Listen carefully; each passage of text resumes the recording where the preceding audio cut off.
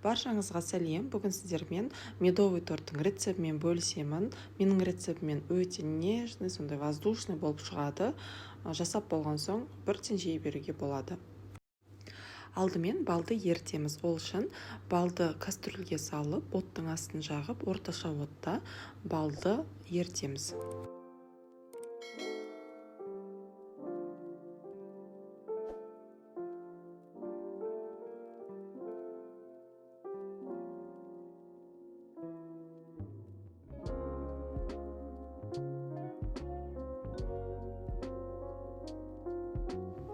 Бал толығымен еріген соң соданы салып, оттың астын баяулатып, жақсылап араластырамыз. Шамамен 2-3 минуттай массасы осылай 2 есе үлкейіп көбейетін болады.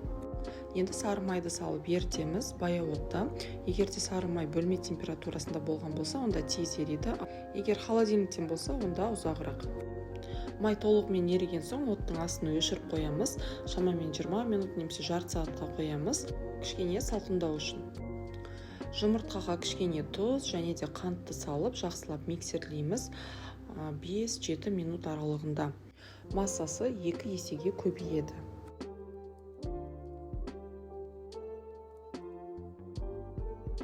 Кішкене салқындатылған бал мен майды қосып араластырамыз миксермен шамамен 1-2 минуттай. Ыстық күйінде мүлдем қосуға болмайды. Егер де қосатын болсаңыздар, онда дұрыс шықпай қалады.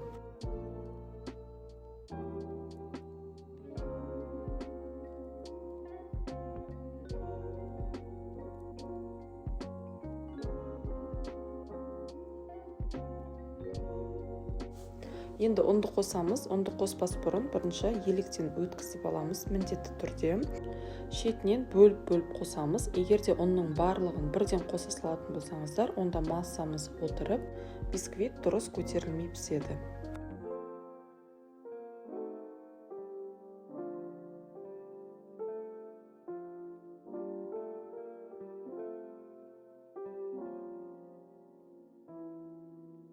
Қамыр осындай консистенцияда болады. Егер де ұнды сәл көбірек қосып қоятын болсаңыздар да ештеңе етпейді. Сонда да өте жақсы болып көтеріліп піседі. Бастысы ұнды аз қосып қоймаңыздар, онда ортасы піспей қалады. Форманы дайындаймыз. Формаға пергамент қағазын төсейміз, немесе фольга төсеп, кішкене сұйық май жағып жібересіздер, жабысып қалмас үшін. 5-6 ас қасықтан саламыз. Әркімнің формасы әртүрлі, сол себепті өздеріңіздің формаларыңызға қарайсыздар. Бастысы биіктігі шамамен 1,5-2 см болатындай етіп саласыздар. Қатты қызып тұрған пеште 230-250 градуста 7-8 минуттай пісіреміз. Бисквиттер өте тез піседі, сол себепті қарап қадағалап отыру керек, күйіп кетпес үшін. Бисквит осындай әдемі, пышный, нежный болып пісті. Келесі корж піскенше решеткаға қойып суытамыз. Әрбір коржықтарды осылай пісіріп, суытып аламыз. Менде 5 штук коржық шықты. Енді крем жасаймыз. Ол үшін қаймаққа сахарный пудраны қосып, венчикпен немесе қасықпен араластырамыз. Көп араластырмаңыздар. Егер де көп араластырсаңыздар, онда сұйықтау болып қалады. Қаймақ міндетті түрде 20%-тен кем болмауы керек. Бұл тортқа заварной кремде өте жақсы үйлеседі. Каналымда рецепті бар, онсыз өте оңай жасалынады. Қазір сілтемесі шығады және де описание бөлімінде сілтемесі тұрады. Тортты жинастырамыз, әрбір корждың ортасына кремді жағып шығамыз. Коржықтардың шеттерін кішкене пышақпен кессеңіздер, торттың шеті ровный, әдемі болып тұрады.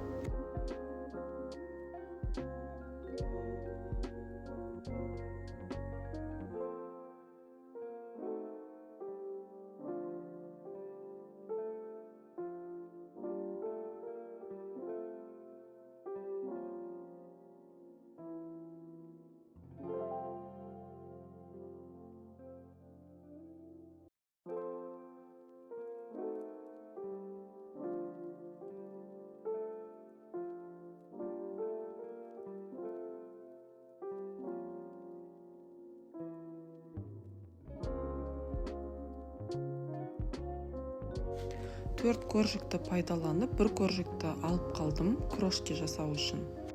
Крошкиді блендердің көмегімен жасадым. Егерде блендер болмаса, онда оқтаумен естеңіздер болады.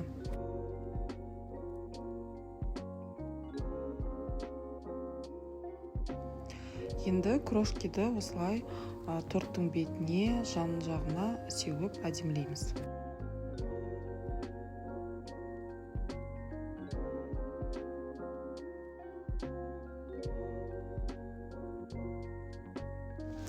Тортымыз дайын болды. Бірден жей берсеңіздер болады.